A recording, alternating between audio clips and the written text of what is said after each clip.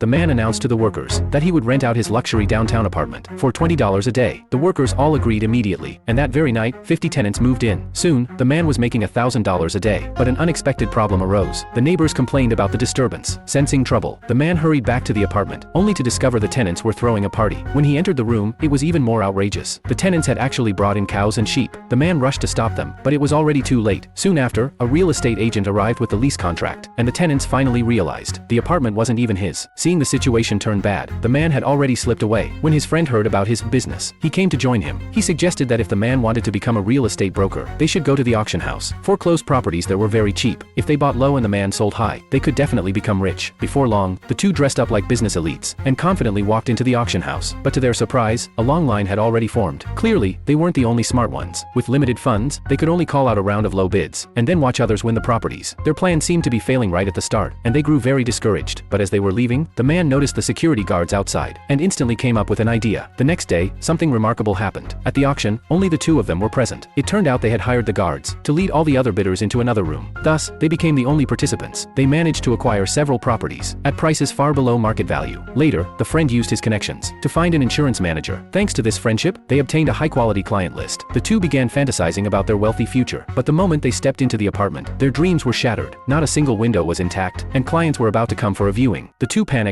running around helplessly. Then the man had another idea. They called a friend skilled in design and had him remodel the lobby and one room into something luxurious and elegant. On the viewing day, the man announced that such a refined apartment could be theirs for just $200,000, full payment. Everyone was instantly tempted. Not a single person thought to check the other rooms. Believing they had found a bargain, they rushed to sign purchase contracts. The man then declared that, as a gesture of appreciation, he would personally fund the construction of a swimming pool. Everyone was delighted to hear this. Meanwhile, the man used that time to complete the renovations of all the rooms. In the end, they successfully handed over the properties.